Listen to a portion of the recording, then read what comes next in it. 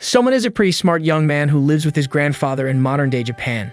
He is very kind in nature, and one trait of his that sets him apart from the rest of his peers is the fact that he is very realistic in his planning. He has been studying to crack the examination for the civil service for quite some time, and most of the time he is found studying in the library, if not with his grandfather. Even though he doesn't have many friends or girlfriends and doesn't go out very often to party, he seems to be very content with himself and lives a happy life with his grandfather. One day, when he was in a library, he went over to get a book off the shelf when suddenly a bright light appeared on top of him. He seems to be visibly confused at this occurrence, but before he could do anything, he was sucked inside of it, and the very next moment he was falling down from the sky in a totally unknown land. He is super scared, thinking that he will die falling from this height, but surprisingly he lands softly on the ground without any injuries.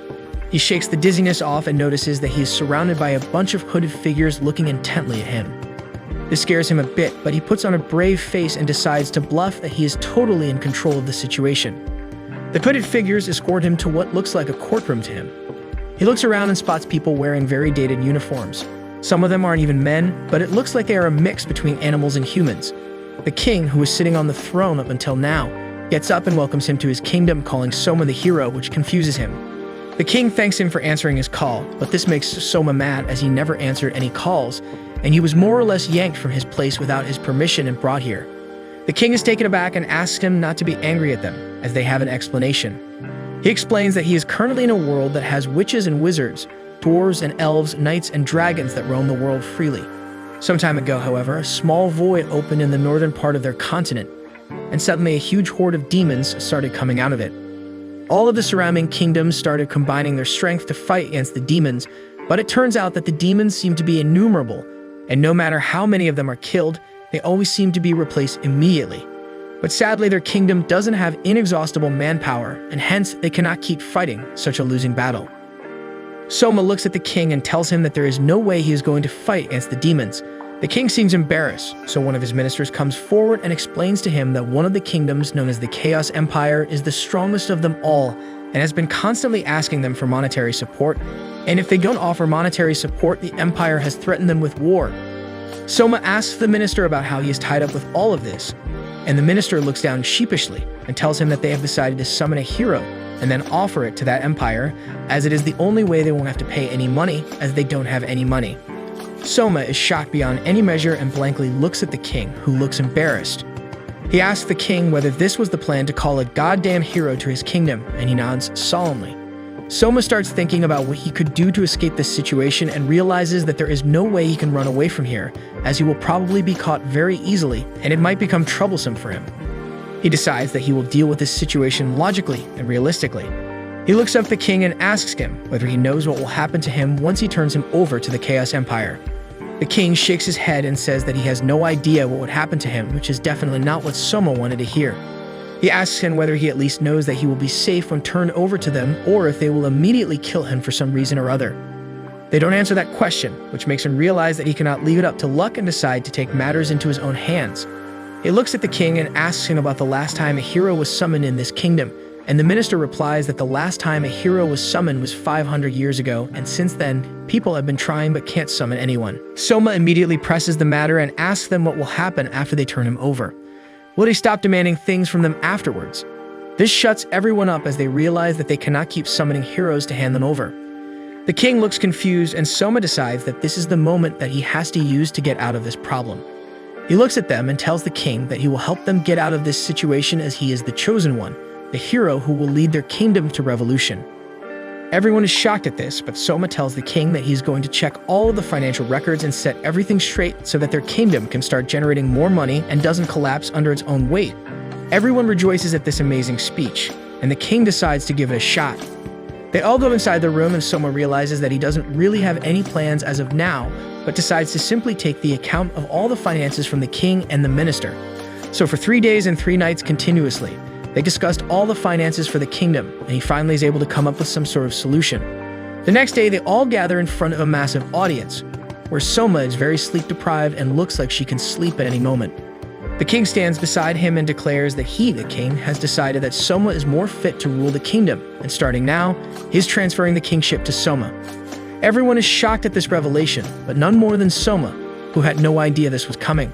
On top of that, The king proudly declares that to make his claim to the throne even stronger, he has decided to marry his only daughter, Liz, to Soma. Just like that, within moments, Soma's entire life was changed, and he was given the task of changing the lives of all the subjects residing in his kingdom. He sits down in his chambers and starts working on a room full of paperwork without any breaks or sleep because of the sheer volume of work. Suddenly, he hears the door open and a beautiful young woman dressed in a military outfit barges in without saying anything. Soma is so tired that he doesn't even look up from his work and asks her whether she's a learned person and knows how to read and write. This takes Liz by surprise, who heatedly answers that she's a very learned person. Soma then asks her some basic math questions without looking them up, and when she's able to answer them, he asks her to help him deal with his paperwork. Liz walks up to him and announces that he is talking to the daughter of a former king. This makes Soma look up from his paperwork, and he asks her why she's wearing a military outfit. She explains that she always had a knack for combat and wanted to help on the front lines, so she enrolled herself in the military. She asks him what he did with her father, as there is no way her father would give up kingship. Soma lets out a deep sigh and tells her that he was summoned to this weird place and he only wanted to escape being sent to the Chaos Kingdom, but her father got impressed by him and made him the king. He reassures her, however, that it won't be for long as he doesn't want to be king and just wants to go back to his own place. He tells her that he will stay in this kingdom for 2 or 3 years, till the kingdom regains its footing and gets more stable financially. He also tells her not to worry about the engagement, as she can cancel it anytime she wants to. Liz seems impressed after hearing about his humility and decides to talk to him more cordially. He explains to her that he is already working on getting more money and has sold all the useless jewels and treasures from the kingdom's vault, as their country needs food that people can eat and not jewels that are locked in some vault right now. Liz seems horrified and tells him that a lot of those treasures are ancient artifacts that are basically extremely precious. Soma calms her down by showing her a list of items that he has sorted and how he hasn't sold any national heritage items or any dark magic items. He has only sold basic jewelry in gold and silver. Liz seems to be more relaxed now and asks him about his next plans. Soma replies that he isn't going to send money to the Chaos Kingdom as of now, as the people living in this kingdom are still hungry and need something to eat. Liz suggests that instead of sending the money straight to the Chaos Empire, he can use it to strengthen their own military. Soma thinks for a moment and realizes that she is right. If they give the money to the Chaos Empire, they will just keep asking for more, but if they invest it in their own military, they might be able to stand up to them and retake their position. Slowly but surely, Soma starts understanding how this world works. He took an extensive tour of the kingdom and got to know that it has a lot of hidden properties that he wasn't aware of. From the looks of it, the kingdom looks like a very old-school area, with no modern techniques or tools being used, but if you take a closer look, you will realize that this kingdom has a lot of the modern luxuries hidden in a different form. For example, the light bulb is a pretty modern invention that has solved the problem of illumination forever, but in this world there is no electricity, much less a light bulb. Surprisingly, every street has a bunch of street lamps, and even at night, the houses are illuminated. This is because of the special magic that the people of this continent possess. They can create light, heat, and water at will, which comes in very handy when you think about it. It's also taken by one of the priests, who tells him to put his hand over a stupid-looking statue, claiming that if he has any affinity for magic, he will know immediately. He puts his hand over the stupid statue, and suddenly he loses himself in reality and starts seeing a bunch of bright light spots against a black background. But he remembers that he hasn't taken any LSD, so he quickly realizes that it must be the work of magic. When he comes to, the priest tells him that he does have magical affinity and that he should go and practice some magic, as it will make him better at it. He goes back to his chambers, where he has hired a bunch of working personnel who are able to read and write to do some paperwork. He himself sits down on the chair and starts working, but before that, he is able to play around with his magic and create a spell that lets him transfer a piece of his consciousness into an inanimate object. He transfers his consciousness into 3 pens, which immediately start doing paperwork on their own. He tries with the 4th pen, but it doesn't work, making him realize that for now, 3 objects are his limit. While doing the paperwork, Liz enters the chamber to check up on him and is surprised to see the magical pens. She asks him about it, as she has never really seen this kind of magic, but Soma tells her that he has created it just now. Liz has no trouble believing this, but before she could ask anything else, he asked her to get down to work and put a ton of paperwork on her as well. They all keep working for countless hours before Soma looks up through his baggy eyes to see that all of them have fallen asleep out of exhaustion. He walks over to Liz, who is also sleeping on the couch very cutely, and observes her for a moment before pushing some hair out of her head lovingly. Liz, however, is used to creeps like him and immediately wakes up, asking him what he was doing. Soma tells her that he just came to see whether she was sleeping or not and nothing else. The next morning, he tells her that he wants to show her something, and they both get on a horse. Liz is surprised, as usual. The man is supposed to take the reins, but Soma is sitting on the back of the horse, holding her waist as tightly as possible, as he doesn't know how to drive a horse. They both go on a surprisingly romantic ride, which ends near a giant field covered in white. They get off and Soma walks alongside Liz and shows her the fields, informing her that their entire country is filled with cotton fields like these, which are borderline useless. He explains that once cotton used to be a very valuable commodity, so all the farmers decided to grow it on a huge scale, so they could export it and earn a lot of money. This resulted in the entire kingdom starting to produce cotton instead of other agricultural crops. That would have been fine, as with the money earned, they can easily import food, but the problem arose when other countries also started growing cotton, leading to an increase in supply while the demand wasn't that high, leading to a cotton crash where their prices were down to earth and they were worth nothing. This is the reason why their country is suffering through such a bad famine and they have nothing to eat at all. Liz looks sad, as she was supposed to be one of the leaders of this country, and yet she had no idea about this entire fiasco. She apologizes to him, but he tells her that she shouldn't apologize to anybody, but help him bring back the country to its former glory. They go back to the dining hall and start having breakfast together when a man called Ark introduces himself as the leader of the guards. He sits down with them and asks Soma if there is anything he could do. Soma very frankly replies that not many people in this country are useful, as most of them have no idea what they are doing. He tells him that he is in serious need of more trained manpower and people with specialized skills. Ark bows down and tells him that he will see what he can do before taking his leave. Liz and Soma later have tea, where Soma suddenly gets an idea and asks Liz whether they have any kind of broadcasting device. Liz has no idea what this man is talking about, so he tries to explain what kind of device he is talking about, and Liz suddenly exclaims that they have a device like that for public announcement. This will be perfect for Soma's plan, so he tells her to take him to the device as soon as possible. He explains to her that he is going to recruit a workforce from the general public. Liz tells him that they already do it, which surprises Soma, and he asks her how they select people. She replies that they have a series of written examinations, and people who pass all of those are taken into the castle as workers. Soma tells her that this strategy is highly inefficient, as they are probably missing out on extremely talented individuals. He asks her how high the literacy rate in their kingdom is, to which she replies that it is around 30%. He looks at her and tells her that just written exams cannot tell you how talented an individual is. It is the aptitude of the individual that is important, not how literate he is. He tells her that this set of exams must be enforced by high-ranking nobles, who have the influence and the money to send their children to the best academies to get them educated and put them in positions of power in the court. It is classic nepotism. She is shocked at this revelation and asks him what he proposed to do. He tells her that she will know soon. The next day, he stations himself in front of the broadcasting device alongside Liz and starts broadcasting to the entire kingdom.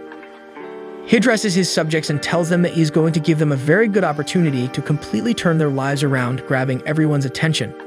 He tells them that he is proposing an open round for people with very high aptitude, specialization, or any kind of skill that might be helpful.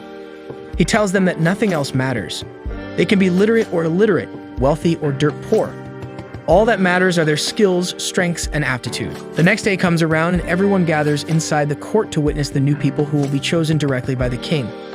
Soma sits on his throne with Liz by his side, and the selection begins. He notices that only 5 people have nominated themselves for the selection exam. All of them bow in front of him as soon as Ark introduces the king.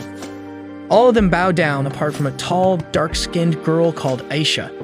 She claims that she is from the clan of warrior elves, and they don't bow in front of anyone to whom they haven't pledged their lives. Ark gets mad and tells her to bow down immediately, but Soma stops him and tells him to let it go. He quickly uses his special magic to remotely rid everything about these elves and realizes that they are very well known and feared for their combat prowess and are supposed to be excellent warriors. She tells him that she is one of the best warriors in her clan, making her one of the best, if not the best, warriors in the entire kingdom.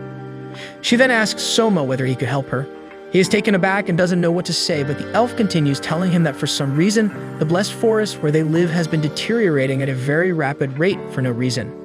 According to her, she and her clansmen take very good care of the forest, but even then, it seems to be dying on them, and they have no idea why it is happening. She also adds that she has heard that Soma is a very intellectual person and might be able to devise a strategy to save the forest. Soma looks confused, but he quickly starts thinking and asks whether they are thinning the forest or not. Aisha looks at him blankly and asks what he means by that. Soma realizes that these techniques must be comparatively modern and explains to her that when a forest is left to grow on its own, Oftentimes, the older trees end up covering all of the canopy, resulting in no sunlight penetrating to the forest floor, because of which no seedlings or saplings are able to grow. The entire forest floor dies, and there are no young plants to replace any older trees that might fall. This also leaves the area as a whole susceptible to erosion and other massive natural problems. Suddenly, Aisha completely bows down in front of him and tells him that she is pledging her entire life to Soma and is ready to fight for him and die for him.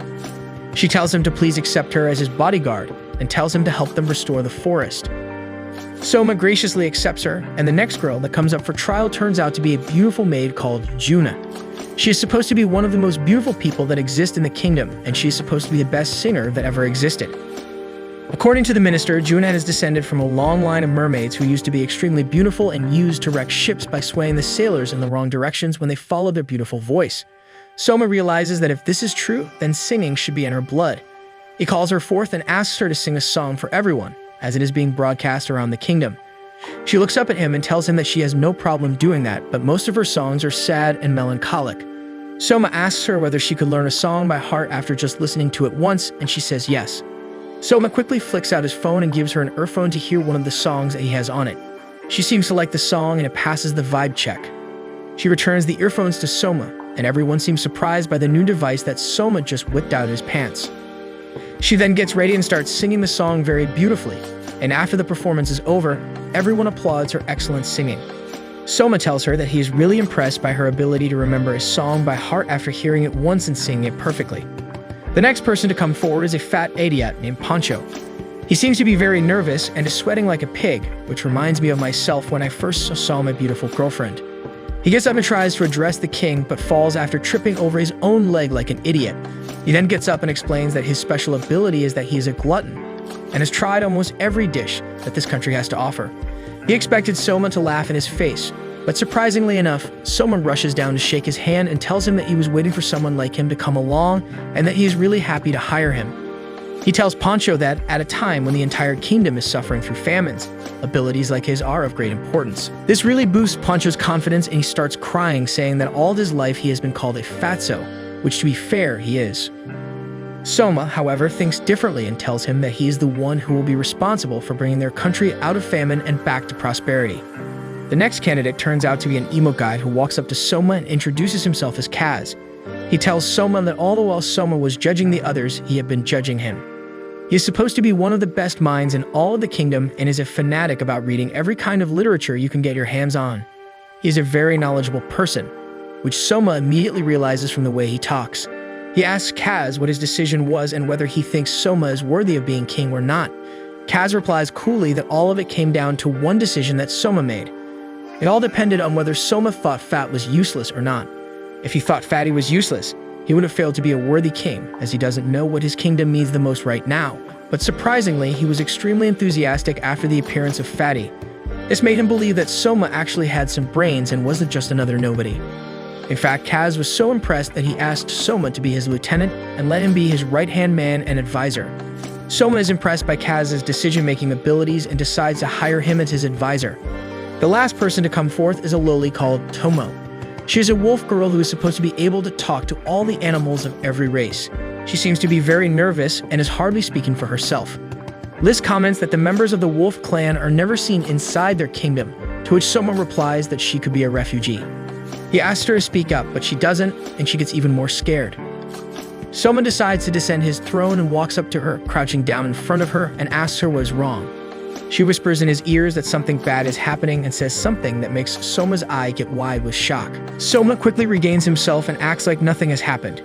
He gets up and starts walking back to his throne, telling them that they are all dismissed for now, but that he would like to see the lowly in his chambers.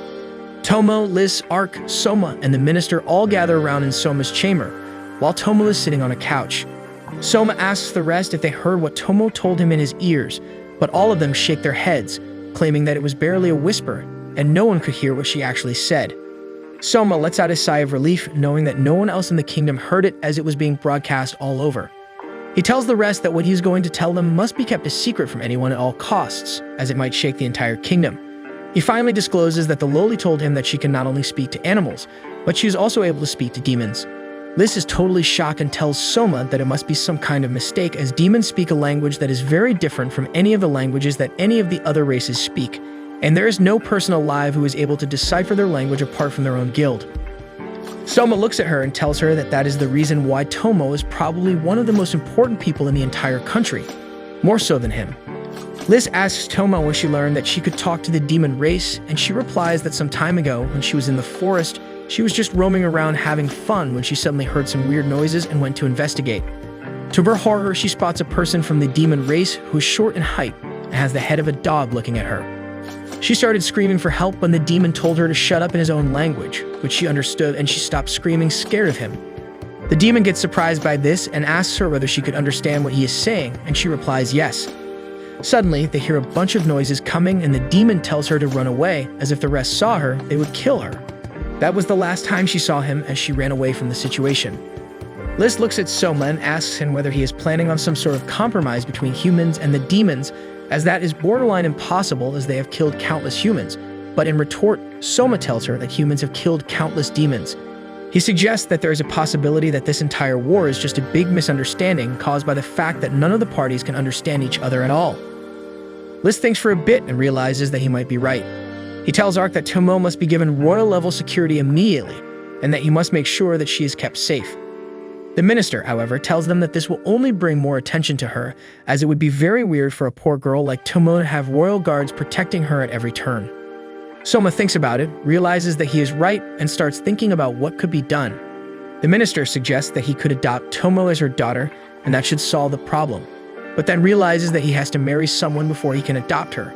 So Soma suggests Liz's father adopt Tomo, which will make it normal for her to have royal protection at all times. Tomo, however, looks at them and interrupts, telling them that she already has a family who is living in the refugee camp and she is not leaving them. Soma smiles at her and tells her that obviously once she is adopted, Tomo's parents will become relatives to the king and will start living here at the castle alongside her.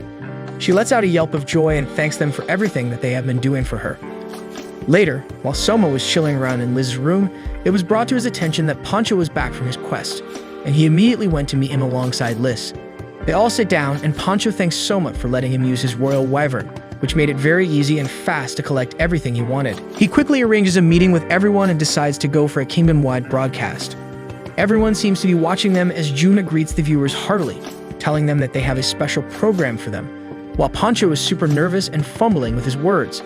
Juna reassures him, telling him that even though she was like this in front of an audience when she started, slowly it became better. Pancho feels good about himself and slowly gets in the groove before introducing Soma himself. Soma bows down and apologizes to the people in his kingdom, saying that he is really sorry that they are all still suffering as he still hasn't fixed the problem of the food shortage. He tells them that he has been rigorously working to solve the issue, but meanwhile he has sent Pancho, an excellent food expert, to search for alternative foods that can be cooked in a particular manner to make them edible and extremely tasty. He tells them that he will show them how to cook these food items himself, and he has selected 3 members of his team, Liz, Tomo, and Aisha, who will taste test each of the dishes. After that, Soma tells Pancho to reveal the first dish, and Pancho brings a saucepan that contains an octopus. All 3 of the taste testers immediately went back to their chairs, disgusted by the octopus. Soma, however, grabs the octopus, kills it, and starts to clean its internal organs, disgusting the girls even more. He then takes the entire octopus and boils it in water before taking it out, slicing it into small pieces, breading it, and frying it after putting it on skewers. At this point, slowly, Aisha seems to be getting interested, as the smell seems pretty good. He takes the fried octopus out of the fryer and presents it in front of the girls, who look at it apprehensively. Aisha ends up taking the first bite and is shocked at how tender it is. Watching her gave the other girls some confidence, and they also tried it, totally shocked by how amazing it tasted. They all start eating it one after the other, praising Soma's cooking. Juna seems happy that they liked it and reveals that it is a very common dish in her homeland, and she eats it pretty often when she visits. She then asks permission from Soma to try the dish, as it looks amazing, and he obviously gives her the green signal. Within a matter of minutes, all of the food on the table disappears as they finish up everything. The next dish that Pancho reveals turns out to be some tree roots.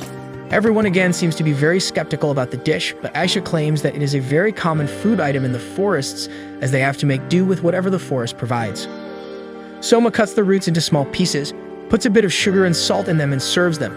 They all take a bite and are immediately impressed by how delicious it tastes and how it could be a really good snack item.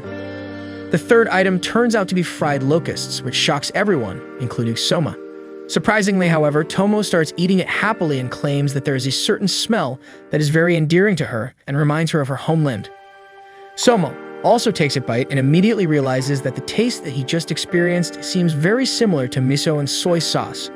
This makes him extremely happy, as ever since he came to this world, he hasn't been able to have authentic Japanese food at all. The next dish that Poncho brings forth horrifies every single one of them. It turns out to be a slime monster. They all seem disgusted, but Poncho wears an apron and starts rolling out the slime flat on the countertop and cutting them into small noodle-like slices before he boils them in water alongside salt and adds a couple of vegetables and some stock. The finished product seems unappetizing to the rest of them, but Soma comments that the dish looks like ramen from his world and sits down to eat. He takes a bite out of it, is pleasantly surprised to know that it even tastes like ramen, and starts slurping noisily. Slowly, the rest of them also tried it and started enjoying it. Finally, their broadcast ends with that, and it turns out to be wildly successful, as soon every single eatery in the area started serving all of the meals that they showcased, and soon they also started mixing things together to create new and exciting meals. He gets called to the throne room by one of the guards, who tells him that the Prime Minister is insisting on an audience with the king, so Soma goes inside the courtroom. There he finds Kaz and the Prime Minister both bowing down in front of him. He tells them to get up and speak their minds. The Prime Minister tells him that he feels that he should follow the former king's example and step down from his post to give the new blood a chance to shine and make the situation better by dealing with them with new techniques instead of following the old school method, as it doesn't seem to be working. Soma seems to be very surprised at this sudden resignation and asks him about his successor, as they need a Prime Minister who is as smart as him and as wise. The minister, however, tells Soma not to worry, as he had taken Kaz as his apprentice and believes that he is ready to take the post of Prime Minister and can do excellent work in the future.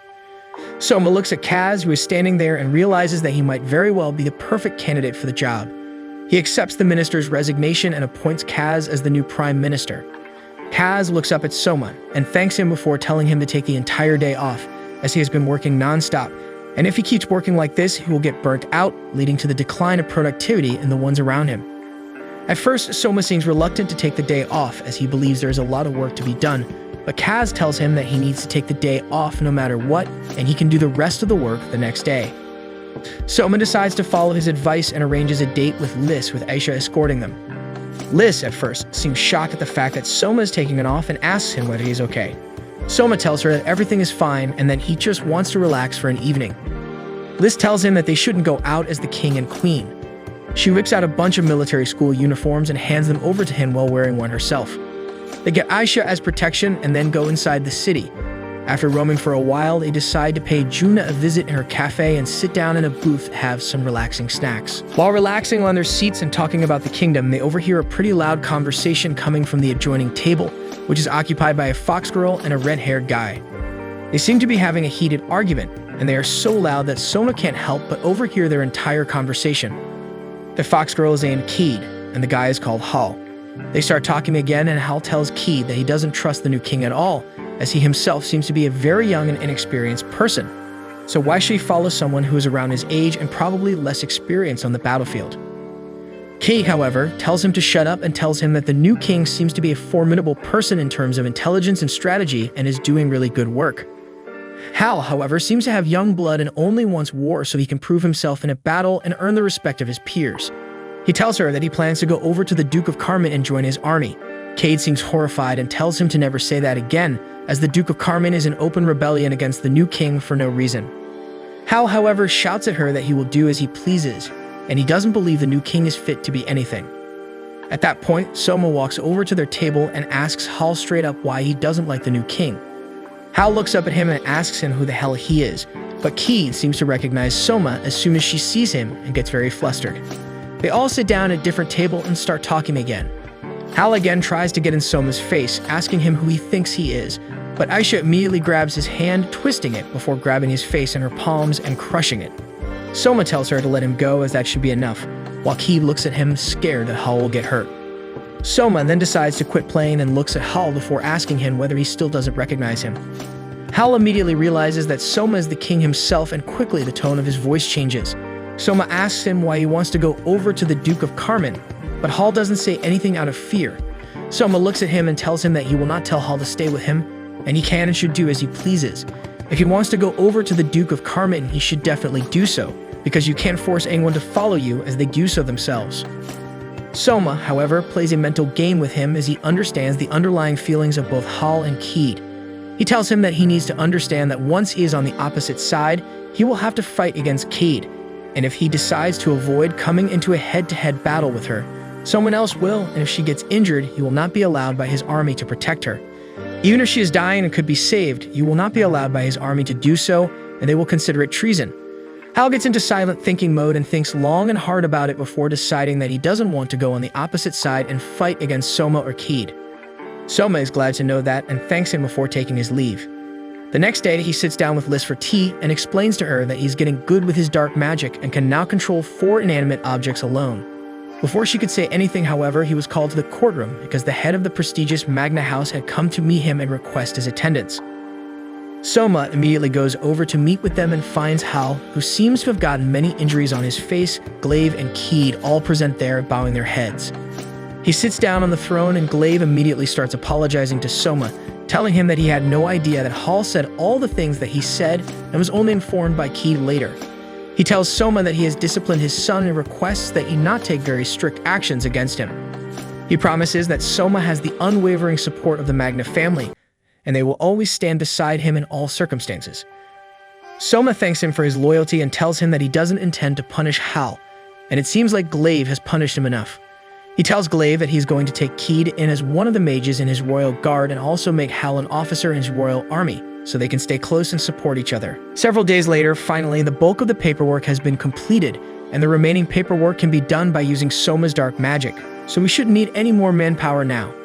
He calls in a meeting with everyone who has been working with paperwork for the entire duration. Once they assemble, he gives them a magnanimous speech about how they are the real treasure of the kingdom, and just because of them, he can start working on the next project, which can ensure the long-term survival of the entire kingdom and can even result in the food shortage problem being solved. He tells them to take an entire week off for their amazing work. He tells them that he would have paid them extra money for everything that they did, but the kingdom is short on money right now, so instead he tells them to go into the royal wine cellar, which holds the most amazing and deeply flavored vintage wine. He tells them that they can take an entire bottle each for themselves and do whatever they want with it. They can sell it or drink it. It's up to them.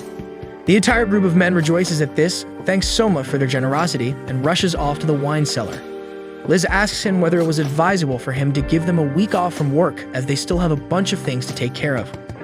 Soma tells her to chill out for a bit as the work is going at a great pace. He tells her that he plans to create a port on the shore of one of the villages, which will be a very strategic destination, boost trade in the kingdom, and create a trading town in the place where the village was, giving employment to a bunch of people. He tells her that ships from any other country will have to pay taxes and tolls in order to trade in their kingdom, and this will reduce the amount of illegal trade done beneath their noses. Apart from that, he will put low taxes on any ship that has arrived at the port to trade food crops at low prices, which will reduce the problem of food shortages in the country. He explains to her that everything depends on supply and demand, and right now the demand for food crops is at its highest, whereas the supply is down to zero. The next day, Soma, Liz, and Aisha go to the small village where the construction has to be done. Ark is already there and has set up tents for everyone. He welcomes Soma, and when he asks whether there have been any issues with the construction, Ark replies that many of the village elders are strongly advising against building a port on the shore of their village at any cost. When he asks for the reason for this disagreement, Ark replies that the elders believe in a very old legend that says that if anything is built in that area, the water gods will destroy the entire region by sending a giant monster made of water that swallows everything. Soma seems interested and asks Ark to take him to the elders who said that. Ark takes him to one of the houses where Soma meets up with one of the elders, and they sit down to talk. The elder again advises Soma that if he builds his port over there, the water gods will definitely take their revenge and destroy the entire region. Soma asks him when the water gods destroyed anything and how they knew it was coming. The elder replies that it happened when his grandfather used to live here. According to the legend, just before the sea monster arrives, the ground starts shaking from its footsteps, and after a while the monster arrives from the sea and gulps down anything in its way, destroying everything that they hold dear. Soma thinks about it, decides to call it a day, and heads back to his castle. He calls Kaz and Ark into his chambers, where they discuss this predicament. Kaz looks at Soma and asks him whether he believes in the myth, but Soma replies that obviously he doesn't believe in a sea monster. But what he believes in is that myths are always grounded in some truth. He tells them that he has decided to change the place for construction, and that he will be marking out the entire area, which the villagers believe is cursed. Kaz cannot believe his ears and asks him whether he is afraid of some mythical sea god. Soma replies that he is obviously not worried about a sea god, but he believes that what people are calling a sea monster is a tsunami, and when they say they feel the earth rattle from its footsteps, they are misunderstanding it as it must be an earthquake. He believes that the area must be very susceptible to a tsunami after an earthquake and decides to think ahead and not create a port that is very disaster-prone. That's it for this video. Make sure to like and subscribe for part 2 and watch this next video on screen.